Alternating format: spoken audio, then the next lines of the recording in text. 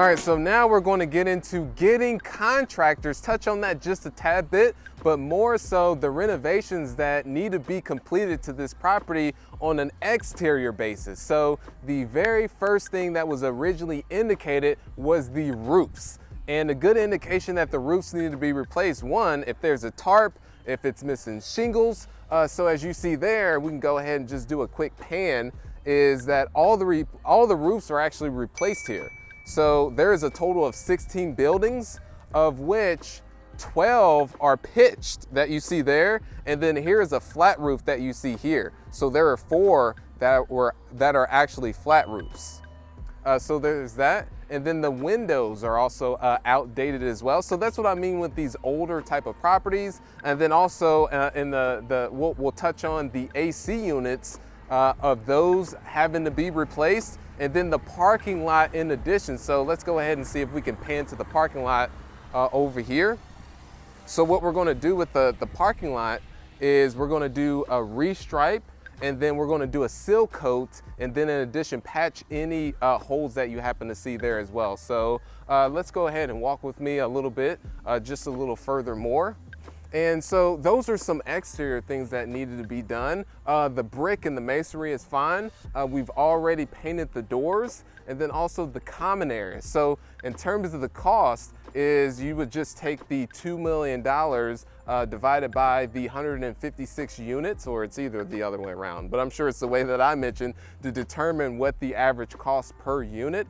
And a significant amount of those costs actually went to the roof. So these are all the things that I really just want to restate, that you want to have all of this money raised up front to take care of the improvements, and also have that in your underwriting as well, because all of this is going to affect your returns on your money.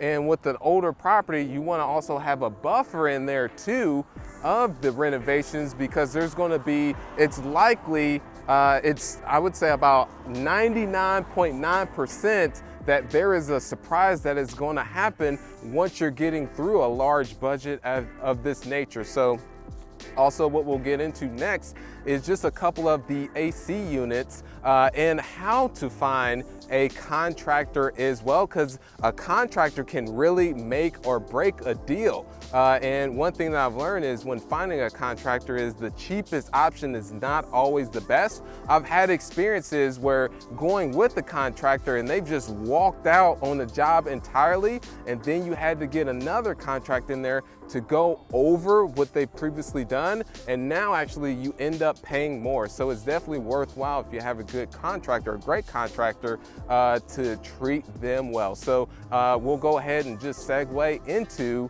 just talking to one of our go-to contractors that we have on the HVAC.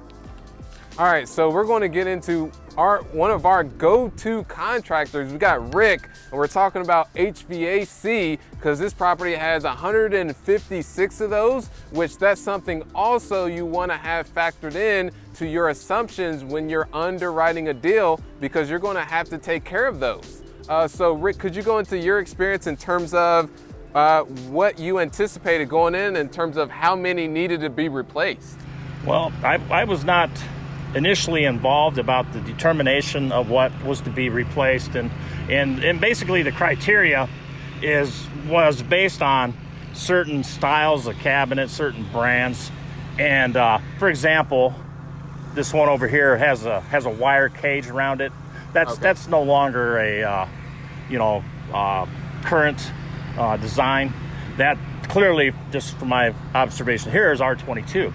Well, so long as it was correctly installed in the first place, it's got legs. And they asked me about some of them as to the, longevity.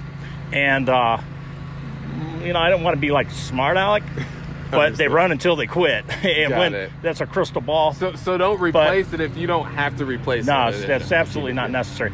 Now, typically, if it lacks maintenance on the outside, well, it lacks maintenance on the inside as well. And a lot of the failures are due to the lack of airflow in the evaporator coil in the quarters. And when what happens is it builds the heat up, and then they have compressor failure. And nobody likes failure. Got it. Understood. And these, for example, here's a good example. See the congestion? That is another contributing factor to premature compressor failure because it's unable to distribute the heat. Okay. So we got one that's cutting on. But one thing I just want to mention, you guys, that's why it's great to have a team. And when it comes to finding contractors, it's best referral and then also working with them as well and really establishing that relationship and seeing that they say as what they're going to do. With Rick, we pay him on time, he comes back, and it's vice versa. So he gets things done and we enjoy working with him, you guys. So it's vitally important when you do have a great contractor on your team to pay them well and pay them on time.